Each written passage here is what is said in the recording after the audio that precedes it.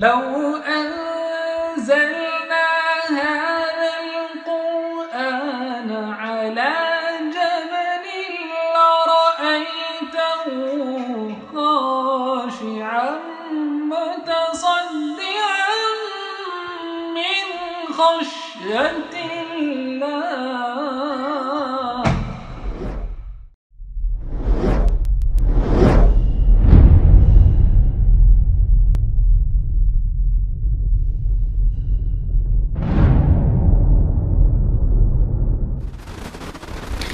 الحمدللہ رب العالمین والصلاۃ والسلام علی رسولہ کریم وعلی آلہ واصحابہ اجمعین، اما بعد، اعوذ باللہ من الشیطان الرجیم، بسم اللہ الرحمن الرحیم، رب اشرح لی صدری ویسر لی امری واحلل عقدۃ من لسانی یفقہوا قولی۔ میری عزیز سامعات، السلام علیکم ورحمۃ اللہ وبرکاتہ۔ امید کرتی ہوں کہ آپ سب ایمان و صحت کی بہترین حالوں میں ہوں گے انشاءاللہ، اور میں دعا کرتی ہوں کہ اللہ سبحانہ تعالیٰ ہم سب کو بہترین حالوں میں ہی رکھے، آمین۔ جیسے کہ آپ کے علم میں آ ہی چکا ہے کہ اس پروگرام کا ٹاپک ہے الحکیم سے قرآن حکیم تک حکمت کا سفر، اور ہماری گفتگو مبنی ہوگی الحکیم، اللہ کی حکمت کی جھلکیوں پر۔ میں اپنی گفتگو کی شروعات ایک چھوٹی سی سٹوری کے ساتھ کرنا چاہوں گی، کیونکہ سٹوری سننا تو سب کو پسند ہوتا ہے نا۔ ایک بادشاہ تھے، وہ اپنے کورٹ میں بیٹھے ہوئے تھے، اور تبھی کورٹ میں ایک شخص آتا ہے جو کہ پیشے سے کسان فارمر ہوتا ہے۔ وہ آتا ہے اپنی کمپلین لے کر اور کہتا ہے کہ گزری رات کو کچھ بھیڑ بکریاں میرے کھیت میں گھس گئی تھیں اور اس کو پورا تہس نہس کر دیا، اور اب مجھے انصاف چاہیے۔ جو بادشاہ تھے وہ بھی بہت انصاف پسند تھے، وہ تحقیقات کرتے ہیں اس معاملات کی، تو پتہ چلتا ہے کہ وہ ساری بھیڑ بکریاں کسی ایک چرواہے کی تھی۔ پھر اس کو بلایا جاتا ہے اور وہ تسلیم کرتا ہے کہ ہاں، یہ ساری بھیڑ بکریاں میری ہی ہیں اور انہوں نے ہی کھیت کو خراب کیا ہے۔ پھر بادشاہ کو پتہ چلتا ہے کہ جو کھیت خراب ہوا ہے، ہرا بھرا کھیت خراب ہوا ہے، اس کی مارکیٹ ویلیو اور جتنی بھی بھیڑ بکریاں تھیں ان سب کی مارکیٹ ویلیو سیم ہے۔ تو بادشاہ فیصلہ سناتے ہیں کہ یہ جتنی بھی بھیڑ بکریاں ہیں چرواہے کی، وہ ساری بھیڑ بکریاں کسان کو دے دی جائیں، تاکہ اس کا جو نقصان ہوا ہے اس کی بھرپائی ہو۔ اور لاجیکل طور پہ یہ بالکل صحیح فیصلہ تھا، سب اس فیصلے سے مطمئن ہوتے ہیں اور واپس جانے لگتے ہیں۔ تبھی اس کورٹ میں ایک نوجوان شخص ہوتے ہیں، اور وہ فرماتے ہیں کہ اگر میں ہوتا تو اس کا کچھ اور فیصلہ کرتا۔ تبھی کورٹ میں سب لوگ ان کی طرف متوجہ ہوتے ہیں۔ بادشاہ خود فرماتے ہیں، کہتے ہیں اچھا، اگر آپ ہوتے تو کیا فیصلہ کرتے؟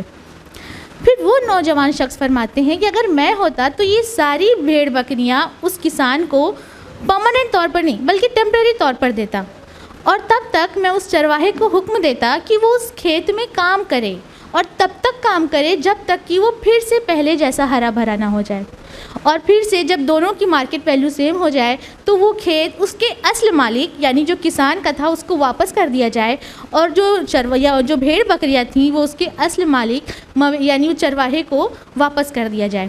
اس سے دونوں ہی گروپس کا کوئی نقصان نہیں اور صرف فائدہ ہے۔ جب کورٹ میں سب لوگ اس نوجوان شخص کے منہ سے یہ ایڈوائس سنتے ہیں تو وہ سب تعجب کرتے ہیں، اور بادشاہ خود اپنے جو انہوں نے حکم دیا ہوا تھا اس کو رد کر کے اس حکم کو جاری کرتے ہیں۔ اور آپ کو معلوم ہے وہ بادشاہ کون تھے؟ وہ بادشاہ تھے داؤد علیہ السلام۔ اور وہ نوجوان شخص کون تھے؟ وہ داؤد علیہ السلام کے ہی صاحبزادے سلیمان علیہ السلام۔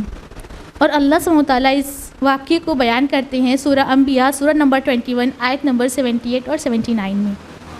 اللہ سبحانہ وتعالیٰ فرماتے ہیں کہ اور ہم ان کے فیصلوں کے گواہ تھے، اور ہم نے سلیمان کو صحیح سمجھ عطا کری، اور ہم نے دونوں کو حکم اور علم دیا تھا۔ یعنی اللہ سبحانہ وتعالیٰ خود اس بات کی گواہی دے رہے ہیں کہ جو داؤد علیہ السلام نے جو ڈیسیجن لیا تھا، جو حکم دیا تھا، وہ غلط نہیں تھا، وہ بھی بالکل ٹھیک تھا، لیکن اللہ سبحانہ وتعالیٰ نے سلیمان علیہ السلام کو صحیح سمجھ عطا کری، صحیح فہم عطا کیا، اور اسی صحیح سمجھ، صحیح فہم کو ہم اور آپ حکمت کے نام سے جانتے ہیں۔ اور اللہ سبحانہ وتعالیٰ فرماتے ہیں سورہ بقرہ سورہ نمبر 2 آیت نمبر 269 میں وَمَن یُؤْتَ الْحِکْمَةَ فَقَدْ أُوتِیَ خَیْرًا کَثِیرًا، جس کو حکمت سے نوازا گیا اس کو بہت بڑی خیر سے نوازا گیا۔ تو یہ حکمت کیا ہے؟ حکمت کا معنی کیا ہوتا ہے؟ حکمت ایک عربک ورڈ ہے جس کے روٹ لیٹرز ہا، کاف اور میم ہیں، اور انہی روٹ لیٹر سے اور بھی بہت سارے ورڈز نکلتے ہیں، جیسے کہ حکم یعنی فیصلہ دینا، احکام اور محکم، اور بھی بہت سارے ورڈز نکلتے ہیں، اور یہی روٹ لیٹرز حکمت کے بھی ہیں۔ عربک ڈکشنری لسان العرب میں حکمت کا جو معنی ہے وہ یہ ہے کہ ایسا فیصلہ یا ایسا عمل جو فساد کو روک سکے، جس کے ذریعے فساد کو روکا جا سکے۔ اور حکیم اس شخص اس ذات کو بولتے ہیں جو ایسا عمل کرے یا ایسا فیصلہ سنائے جس سے معاشرے میں فساد کو روکا جا سکے۔ اور یہی حکمت اور حکیم ورڈ اردو زبان میں بھی یوز ہوتا ہے۔ اردو زبان میں حکمت سے مراد دانائی، سمجھداری، فہم، وزڈم، اور حکیم اس شخص کو بولتے ہیں جو حکمت رکھے، جو سمجھدار ہو، جو وزڈم ہو، جو بہت فہم والا ہو۔ حالانکہ اردو زبان میں حکیم ورڈ ڈاکٹرز کے لیے بھی یوز ہوتا ہے۔ وہ ڈاکٹرز جو جڑی بوٹیوں سے علاج کرتے ہیں نا، وہ جسم کے فساد کو جڑ سے ختم کرنے کی کوشش کرتے ہیں، تو ڈاکٹرز کے لیے بھی حکیم ورڈ یوز ہوتا ہے اردو زبان میں۔ لیکن ہم دیکھتے ہیں، معاشرے میں دیکھتے ہیں اور ہمیشہ سے دیکھتے آئے ہیں کہ کوئی انسان جتنا بھی بڑا حکمت والا کیوں نہ ہو، اس کی حکمت میں کچھ نہ کچھ نقص رہنے کے چانسز ہوتے ہیں۔ ایک انسان کتنا بھی بڑا عالم کیوں نہ ہو، اس کے علم میں کمی رہتی ہے۔ ایک انسان جتنا بھی عادل اور انصاف پسند کیوں نہ ہو، اس سے غلطی ہونے کے پورے چانسز موجود رہتے ہیں۔ تو پھر ایسی کون سی ذات ہے جو کامل مطلق والی ہے؟ بے شک وہ اللہ سبحانہ وتعالیٰ ہے، اور اللہ سبحانہ وتعالیٰ خود کو قرآن میں بہت بار علی الحکیم، عزیز الحکیم، علیم الحکیم کہہ کے بلاتے ہیں، خود کو انٹروڈیوس کرتے ہیں کہ میں ہی الحکیم ہوں، میں ہی حکمت کا سرچشمہ ہوں، میری حکمت میں کوئی عیب نہیں، کوئی نقص نہیں، کوئی کمی نہیں۔ اور ہم یہی ہم ایکسپیرینس بھی کرتے ہیں کہ اللہ کی جو حکمتیں ہیں نا، وہ اس کی حکمتیں لامحدود ہیں، اس کی حکمتیں اس کی ہر آیتوں میں چسپاں ہیں، ایک ایک آیتوں میں لامحدود حکمتیں چسپاں ہیں۔ ان آیتوں سے مراد صرف قرآن کی آیتیں نہیں، بلکہ آیت کا معنی کیا ہوتا ہے؟ نشانی۔ اللہ کی ہر نشانی میں، ایک ایک نشانی میں اللہ کی لامحدود حکمتیں موجود ہیں، بس کمی ہے ہمارے اور آپ کے غور کرنے کی۔ اللہ سبحانہ وتعالیٰ فرماتے ہیں اگر کہ ہم سورہ فصلات میں کہ ان قریب ہم ان کو آسمان اور زمین میں اپنی نشانیاں دکھائیں گے، یہاں تک کہ ان پر آفاق اور انفس میں نشانیاں دکھائیں گے، یہاں تک کہ ان پر حق واضح ہو جائے کہ حق یہی ہے۔ یعنی اللہ سبحانہ فرما رہے ہیں کہ ہم اپنے بندوں کو آفاق میں بھی اور انفس میں بھی نشانیاں دکھاتے رہیں گے، یہاں تک کہ جب وہ اس پر غور کرنے لگ جائے، تفکر کرنے لگ جائے اور اس پر واضح ہو جائے کہ حق یہی ہے۔ اور اسی طرح جب ہم اللہ کی نشانیوں پر غور کرتے ہیں نا، تو حق ہم پہ واضح ہوتا رہتا ہے اور ہم اللہ کی قربت حاصل کرتے رہتے ہیں۔ تو آئیے اللہ کی جو آفاق اور انفس میں جو نشانیاں، جو آیتیں موجود ہیں، ان پر ہم ایک ایسے تو روز ہم دیکھتے ہی ہیں، ایک بار ہم نظر ثانی کرتے ہیں اللہ نے جو چیزیں، جو حکمتیں قرآن میں بیان کی ہیں ان کے ذریعے سے۔ اگر ہم آفاق کی بات کریں تو آفاق سے مراد وہ ساری چیزیں، وہ ساری خلقت جو انسان کے وجود کے علاوہ ہے، یعنی انسان کا خود کا وجود چھوڑ کر جتنی بھی چیزیں موجود ہیں وہ سب کچھ آفاق ہے، پھر وہ چاہے کوسوں دور آسمان ہو یا پھر پیروں تلے زمین، یا ان دونوں کے درمیان کچھ بھی، سب کچھ آفاق ہے۔ اگر ہم آفاق کی بات کریں اور اپنی نظر اٹھا کر دیکھیں تو سب سے پہلے اپنے سر کے اوپر ہم کو جس کا کوئی اینڈ نظر نہیں آتا، کیا چیز ہے وہ؟ آسمان۔ جی بالکل۔ اور اللہ سبحانہ وتعالیٰ آسمان کے بارے میں فرماتے ہیں سورہ ملک آیت نمبر 3 میں کہ جس نے 7 آسمان طے بہ طے بنائے اس رحمان کی تخلیق میں تم کوئی بے ترتیبی نہ دیکھو گے، اور اگر تم ڈھونڈنا بھی چاہو گے تو تمہاری آنکھیں اٹھیں گی تھک کر پھر واپس آ جائیں گی۔ اللہ سبحانہ تعالیٰ اس آیت میں فرما رہے ہیں کہ اللہ سبحانہ تعالیٰ نے 7 آسمان ایک کے اوپر ایک بنائے۔ اب یہ آسمان کیوں بنائے، کس لیے بنائے، کیسے بنائے، یہ سوچنا، اس پر غور کرنا انسانی عقل کے باہر کی چیز ہے،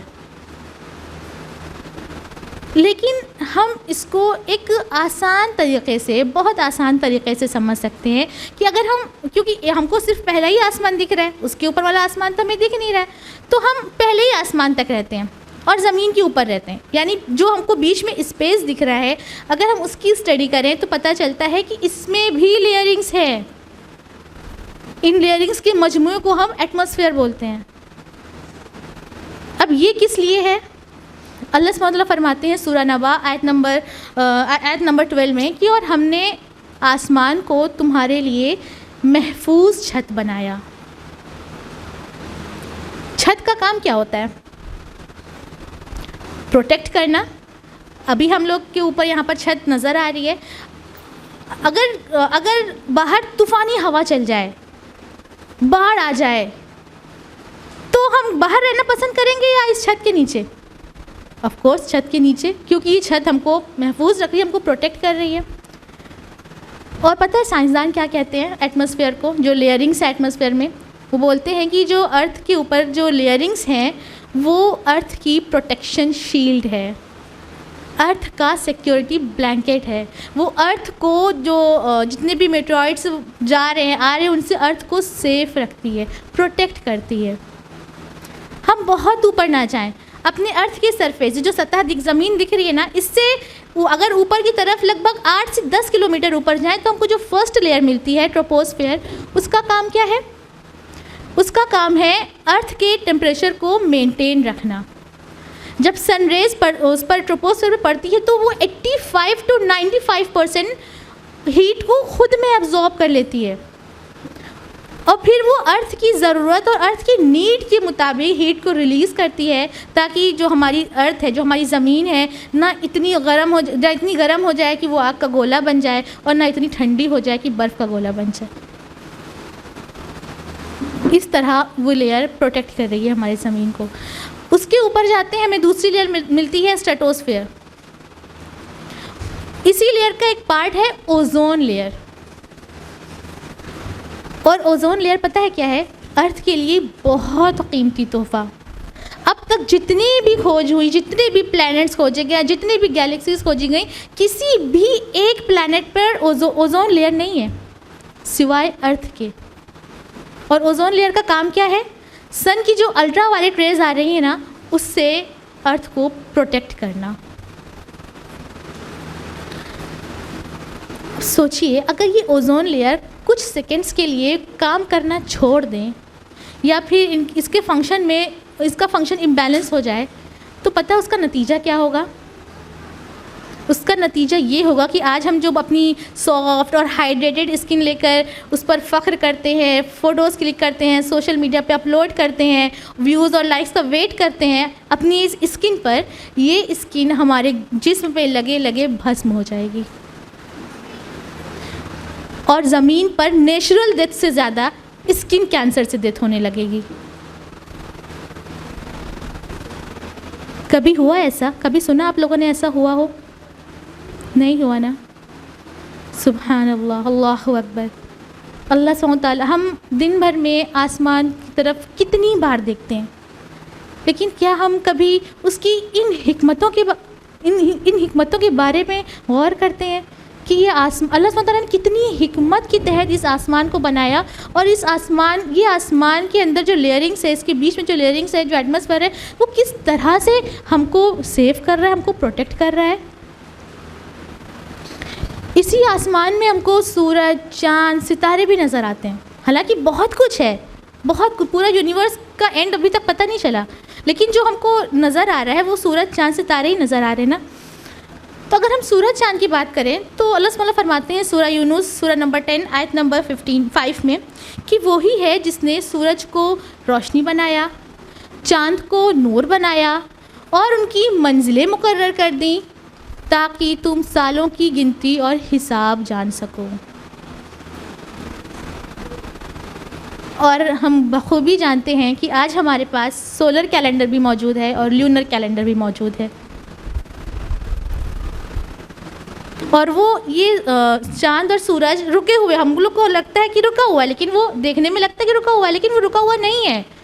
ہم جیوگرافی میں پڑھ کر آئے نا کہ وہ چاند اور سورج، جو ارتھ ہے وہ بھی اپنے ایکسس پر گھوم رہی ہے، چاند بھی گھوم رہا ہے، اور اب پتہ چل گیا کہ سورج بھی گھوم رہا ہے. اور اللہ سبحانہ تعالیٰ نے پہلے ہی بتا دیا کہ ہم نے ان کی منزلیں مقرر کر دی ہیں، وہ اپنے راستے پر چل رہا ہے. اور جس کے اثرات کیا ہیں؟ صبح شام ہو رہی ہے، سیزن چینج ہو رہا ہے. اگر یہ سورج نہ ہوتا تو ہمیں وقت کا ہی نہ پتہ چل پاتا. ہم فجر پڑھ رہے ہیں، ظہر، عصر، مغرب، عشاء، ہم وقت کا اندازہ کیسے لگا رہی ہے؟ اذانیں ہمارے جو ڈیجیٹل کلاک ہے اس پر تو بیس نہیں ہوتی، سورج پر ہی بیسڈ ہوتی ہے نا. ہم دن میں 5 بار اپنے رب کے سامنے، رب کے بارگاہ میں کھڑے ہوتے ہیں. کیا ہم نے کبھی سورج کی اس حکمت کے بارے میں، اللہ کی اس حکمت کے بارے میں غور کیا؟ سورج جو آگ کا گولا ہے، اور مطلب جہاں تک ابھی کسی بھی سائنٹسٹ کی ریسرچ نہیں پہنچ سکی، اس سورج کی روشنی روز ہم تک پہنچتی ہے، اور ایسی ہماری باڈی میں ایسی کمیوں کو ختم کرتی ہے جس کی کمی کسی بھی چیز سے، ہم کوئی ویکسین لگا لیں، کوئی سرجری کروا لیں، کوئی ہیوی ڈوز لے لیں، وہ کمی پوری نہیں ہو سکتی. وہ کمی کیا ہے؟ 25 ڈی ہائیڈرو آکسی وٹامن ڈی. اور آپ لوگوں نے دیکھا ہوگا کہ جو نیو بورن بیبی ہوتا ہے اس کو ڈاکٹر کیا سجیسٹ کرتے ہیں؟ سن لائٹ میں اس کو سن لائٹ دکھائیے نا، اسپیشلی مارننگ کی، تاکہ اس کی بونز مضبوط ہوں، اس کا جو باڈی ہے وہ اور مضبوط ہو. تو یعنی اور پھر یہی سن لائٹ تو ہم دیکھتے ہیں کہ جب ایک نیو بورن بیبی پر پڑ رہی ہے، وہی ایک سن ہے، وہی سن لائٹ ہے، وہ اس کے جسم کو توانائی دے رہی ہے. وہی سن لائٹ جب جب یوتھ پر پڑ رہی ہے، یعنی نوجوان انسان پر پڑ رہی ہے، تو ان کے سویٹنگ پورس اوپن کر رہی ہے، ان کی اسکن کی گندگیوں کو باہر نکالنے کا راستہ بنا رہی ہے. یہی سن لائٹ جب کسی 60-70 سال کے ضعیف انسان پر پڑ رہی ہے تو ان کے جوائنٹس پین میں ریلیف ہو رہا ہے. یعنی سن وہی ہے، سن لائٹ وہی ہے، ہر ایک انسان پر اس کے اثرات الگ ہیں. اور یہ سب کچھ روز ہماری آنکھوں کے سامنے ہوتا ہے. کیا ہم نے کبھی اس طرح سے اللہ کی حکمت کے بارے میں غور فکر کیا؟ اگر ہم چاند کی بات کریں تو چاند کتنا خوبصورت نظر آتا ہے نا، کہ اس کو دیکھتے بنتا ہے کہ کیا اللہ نے بنایا ہے. لیکن پتہ ہے چاند کے فیزز سے ہمیں لیونر کیلنڈر ملتا ہے، لیکن اس چاند کا ایک اور کام ہے.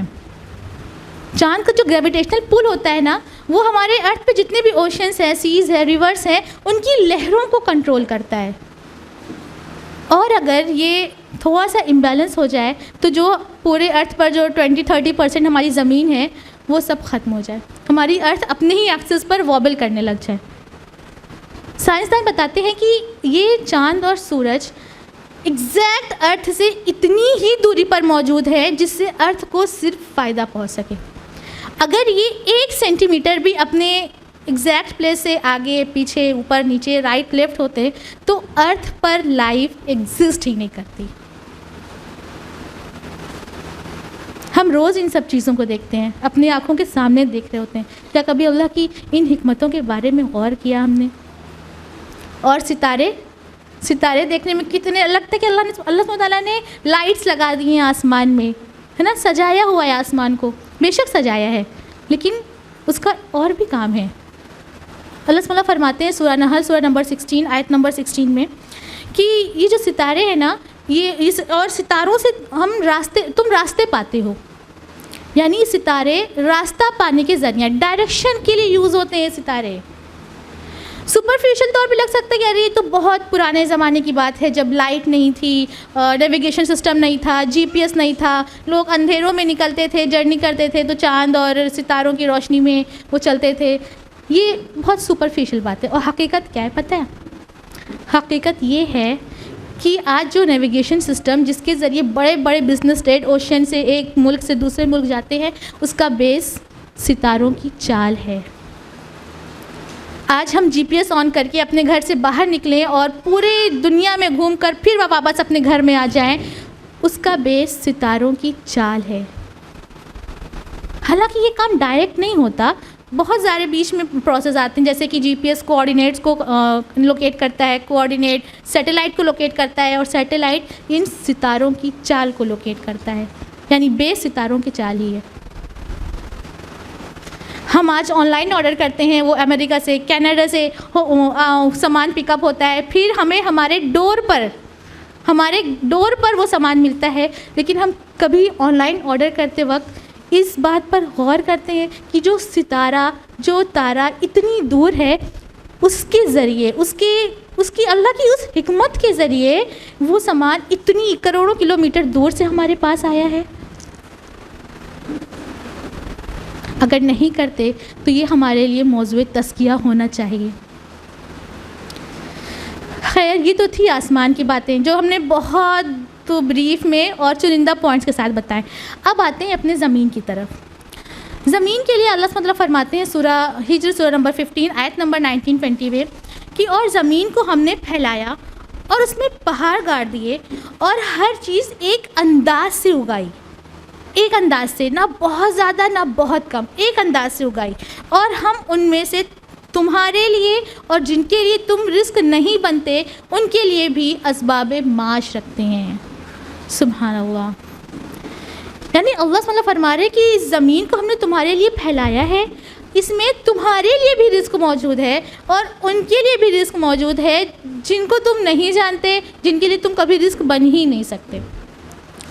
یہ تو ہے قرآن کی آیت. اب آتے ہیں ہم ریسرچ کی طرف، کیونکہ جو ہماری انسانی عقل ہوتی ہے نا، وہ ایویڈنس پر زیادہ بلیو کرتی ہے. UN کی ایک ریسرچ ہوتی ہے، اس کے اکارڈنگ پتہ چلتا ہے کہ 1 گرام سوائل میں 1 گرام مٹی میں 1 بلین سے زیادہ بیکٹیریا موجود ہوتے ہیں. اور ان بیکٹیریاز کا کام کیا ہے؟ مٹی کی جو فرٹیلائزیشن کی جو اس کی پاور ہوتی ہے نا، اس کو بیلنس رکھنا. اور اللہ سبحانہ وتعالیٰ فرما رہے ہیں کہ ہم ان کے لیے بھی رزق بناتے ہیں، اسی زمین سے پیدا کرتے ہیں جن کے لیے تم رزق نہیں بن سکتے. انسان خود کی ہی ضرورات کو پوری کر لے یا خود کی خواہشات کو پوری کر لے، وہ 1 گرام میں 1 بلین بیکٹیریاز کی خوراک کو کہاں سے لائے گا، جس کو وہ دیکھ بھی نہیں سکتا اپنے نیکڈ آئی سے. آج ہم جب کھانا کھا رہے ہوتے ہیں، وہ کھانا، وہ دال، وہ چاول کس طرح سے زمین سے ہوگا، کن اور یہ بیکٹیریاز نے کس طرح سے اس کو ہیلپ کیا اگنے میں، اور پھر وہ کس پروسیس سے ہو کر ہمارے ہاتھ میں آیا. کیا ہم کبھی اس طرح سے اللہ کی حکمتوں پر غور کر پاتے ہیں؟ اگر کر پاتے ہیں تو الحمدللہ، سبحان اللہ، بارک اللہ. اور اگر نہیں کر پاتے تو اللہ ہماری ان کوتاہیوں کو معاف فرمائے. اللہ تعالیٰ فرماتے ہیں سورہ بقرہ سورہ نمبر 2 آیت نمبر 22 میں، جعل لکم الارض فراشا، ہم نے زمین کو تمہارے لیے فرش بنا دیا. فرش بنا دیا کیسے؟ نہ اتنا سخت کر دیا کہ وہ تمہارے جسم کو نقصان پہنچائے، نہ اتنا سافٹ کر دیا کہ تم پیر رکھو تو اندر ہی دھس جائے، بلکہ بیچ کر رکھا. ہم اسی زمین پر چلتے ہیں، دوڑتے ہیں اور اپنے گھر بناتے ہیں، اور اسی زمین کو ڈگ کر کے اس میں کھیتی ہوتی ہے، اس سے تمام طرح کے نباتات اگتے ہیں. اسی زمین پر پہاڑ بھی ہیں، اسی زمین پر ندیاں بھی ہیں، اسی زمین پر چرند پرند سب کچھ ہے اسی زمین پر. اگر کوئی نادان انسان کوئی ایسا بولے کہ نہیں زمین سے تو ہم کو کوئی فائدہ نہیں ہے، بہر منیمم تم چل تو اسی زمین پر رہے ہو نا. کبھی دیکھا کسی کو اڑتا ہوا جس کا پیر کبھی زمین پہ نہ پڑا ہو؟ ایسا ہے کوئی شخص؟ نہیں ہے نا. اور اللہ سبحانہ تعالیٰ نے اس میں کتنی حکمتوں سے اس ایک زمین سے ہمارے لیے اتنے فائدے بھر دیے کہ ہم ہر چیز پر غور کر ہی نہیں سکتے. اللہ تعالیٰ فرماتے ہیں سورہ الجاثیہ سورہ نمبر 45 آیت نمبر 13 میں کہ اور اس کی طرف سے تمہارے لیے مسخر کر دیے گئے جو کچھ آسمان میں ہے اور جو کچھ زمین میں ہے، سب کچھ اس کی طرف سے ہے. بے شک اس میں نشانیاں ہیں سوچنے والوں کے لیے. یعنی اللہ سبحانہ تعالیٰ کی نشانیاں آسمانوں میں بھی ہے، اللہ کی نشانیاں زمینوں میں بھی ہے، اللہ کی نشانیاں ہر طرف موجود ہے۔ کمی کس چیز کی ہے؟ ہمارے اور آپ کے سوچنے کی، غور و فکر کرنے کی۔ اب آئیے وہاں چلتے ہیں جو آسمان اور زمین کے بیچ میں ہے، اور وہ ایسی چیز ہے جس سے ہم وقت مستفید ہو رہے ہیں، ہر وقت فائدہ اٹھا رہے ہیں، یہاں تک کہ جب ہم اپنے ماں کے رحم میں تھے تب بھی اس سے فائدہ اٹھا رہے تھے، اور آخری سانس تک اس سے فائدہ اٹھاتے رہیں گے۔ گیس کریے کیا چیز ہو سکتی ہے وہ؟ بالکل ہوا۔ اللہ سبحانہ تعالیٰ فرماتے ہیں سورہ روم سورہ نمبر 30 آیت نمبر 46 میں کہ اور اس کی نشانیوں میں سے ایک نشانی یہ بھی ہے کہ وہ ہوا بھیجتا ہے۔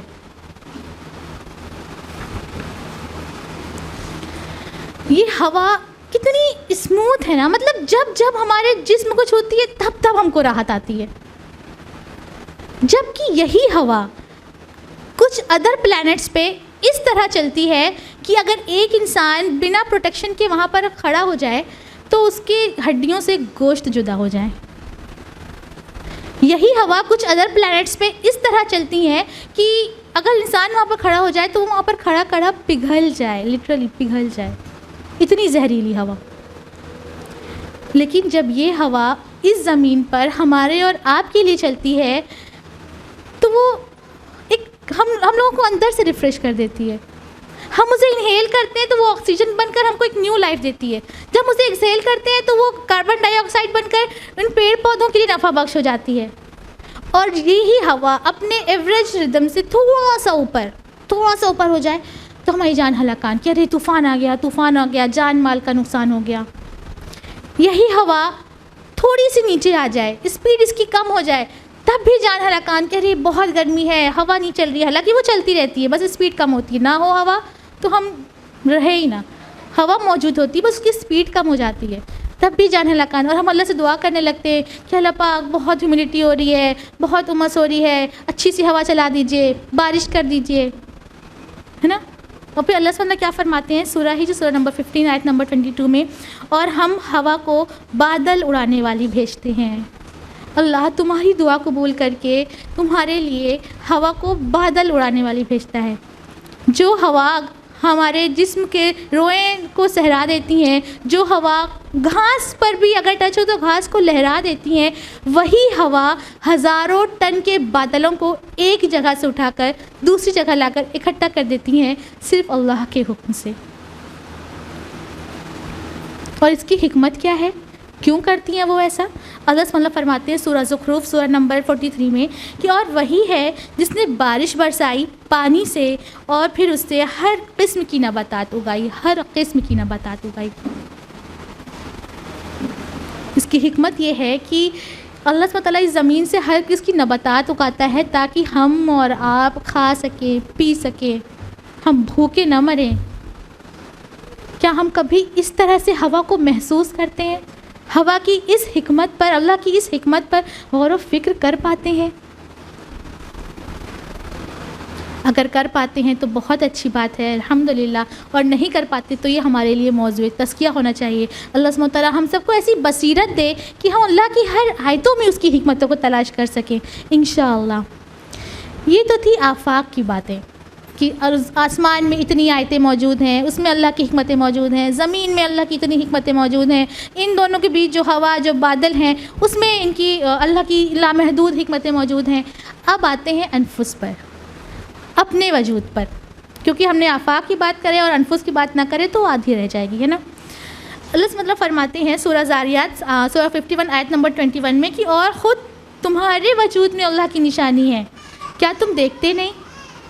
یعنی ہم اپنے رائٹ لیفٹ اوپر نیچے نہ دیکھیں، ہم خود کو ہی دیکھ لیں، ہم بھی اللہ کی نشانی ہے اور حکمتیں ہمارے وجود میں بھی ہیں۔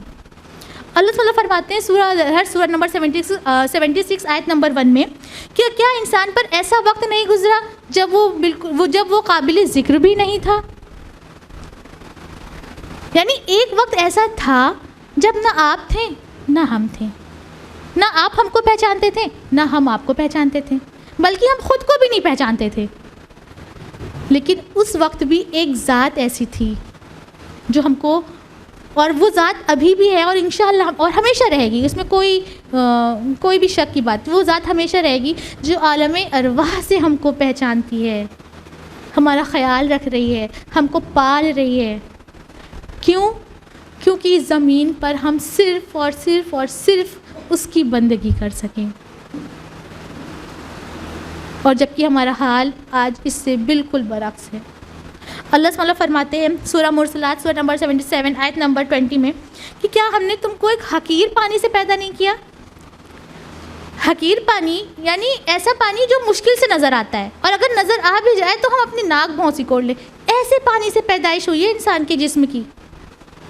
اور جب یہی جسم اپنے عروج پر ہوتا ہے تو انسان اسی جسم پر تو اتراتا ہے، اپنی طاقت پر، اپنی قوت پر، اپنی خوبصورتی پر، اپنی ڈگریوں پر، اپنے اسٹیٹس پر، جبکہ اس کی ابتدا کیا ہے؟ ایک حقیر سا پانی، اور اس کی انتہا کیا ہے؟ کیڑے مکوڑوں سے سنی ہوئی مٹی یعنی قبر، اس سے زیادہ کچھ نہیں۔ کیا ہم نے کبھی اپنے وجود پر اس طرح غور کیا کہ ہمارے وجود میں، ہمارے جسم میں، ہمارے نفس میں اللہ کی کون کون سی حکمتیں موجود ہیں؟ کیا مقاصد ہیں اس کے؟ اللہ سبحانہ فرماتے ہیں سورہ قاف سورہ نمبر 50 آیت نمبر 37 میں کہ بے شک اس میں نصیحتیں ہیں ان کے لیے جو دل رکھتے ہیں۔ بعض اوقات اللہ تعالیٰ فرماتے ہیں کہ نصیحتیں ہیں ان کے لیے جو عقل رکھتے ہیں۔ بعض اوقات اللہ سبحانہ تعالیٰ اس دل اور قرآن میں کئی جگہ دل اور عقل کو ایک کڑی میں لا کر کھڑا کر دیتے ہیں۔ پھر ہم کو لگتا ہے کہ دل تو یہاں ہے، عقل تو یہاں ہے۔ دل کا کام ہے بلڈ پیوریفائی کرنا، بلڈ سپلائی کرنا، عقل کا کام ہے ڈیسیجن لینا، تو ان دونوں میں سیم کیا ہو سکتا ہے؟ ابھی ریسنٹلی ہارٹ میتھ انسٹیٹیوٹ نے ریسرچ کری اور اس نے پایا کہ دل دماغ کو زیادہ انفارمیشن سینڈ کرتا ہے بجائے کہ دماغ دل کو، یعنی ہمارا دل اور ہمارا دماغ دونوں مل کر پاسٹ، پریزنٹ، فیوچر تینوں ڈائمینشن میں کام کر رہے ہیں۔ ہمارے لائف میں ہمارے برتھ سے لے کے ڈیتھ تک جتنے بھی جذبات ہمارے اندر ہوتے ہیں، وہ خوف ہو، غم ہو، خوشی ہو، سکون ہو، جتنے بھی ایموشنز، جتنے بھی فیلنگس ہیں، وہ دل اور دماغ دونوں کی ملی جلی اپج ہے۔ اور ان میں سے جسٹ گیس، اگر ان میں سے کسی ایک نے بھی کام کرنا بند کر دیا کیا حال ہوگا؟ ہم اپنی زندگی میں ایسے لوگوں کو ضرور دیکھا ہوگا، ہم میں سے سب نے دیکھا ہوگا جن کی باڈی تو بالکل صحیح سالم ہے لیکن ان کی عقل کام نہیں کرتی۔ ان کا حال کیا رہتا ہے کہ وہ اپنے جسم سے بالکل لاپرواہ رہتا ہے، ان کا سینس آرگن کیسے ورک کر رہا ہے، ان کا ڈائجسٹو سسٹم کیسے ورک کر رہا ہے، انہیں کوئی پرواہ نہیں رہتی۔ اور یہ کتنے بڑے شکر کا مقام ہے نا ہمارے لیے کہ الحمدللہ ثم الحمدللہ ہم میں سے کوئی بھی شخص ایسا نہیں ہے۔ ہم عقل بھی رکھتے ہیں اور قلب بھی رکھتے ہیں۔ جب ہم ڈاکٹر کے جاتے ہیں اور ڈاکٹر چیک کرتے ہیں تو جو اسپیشلی جو بچے ہوتے ہیں ان کو کتنا شوق ہوتا ہے نا اپنے دل کی دھڑکن سننے کا، وہ سوچتے ہیں ہم کو بھی ہارٹ بیٹ سنائی دے، وہ اپنے آپ کو ایسے ٹچ کر کے احساس کرتے ہیں کہ میری ہارٹ بیٹ کہاں ہے۔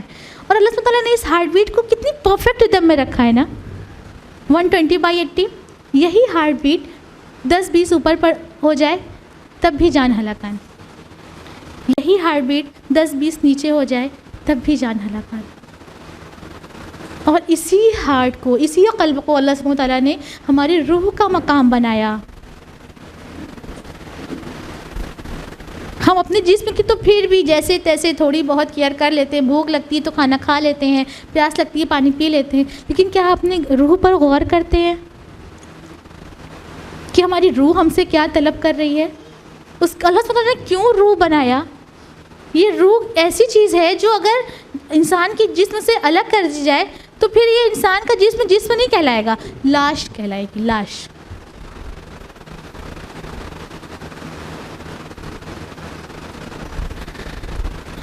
قرآن جب بار بار ہم کو آفاق اور انفس کی طرف توجہ دلاتی ہے تو اس کا مقصد صرف علم حاصل کرنا، اپنی نالج کو انکریز کرنا نہیں ہوتا، اس کا مقصد ہوتا ہے اللہ کی معرفت حاصل کرنا، اللہ کی قربت حاصل کرنا، اور یہی نشانی ہوتی ہے عقل مندوں کی۔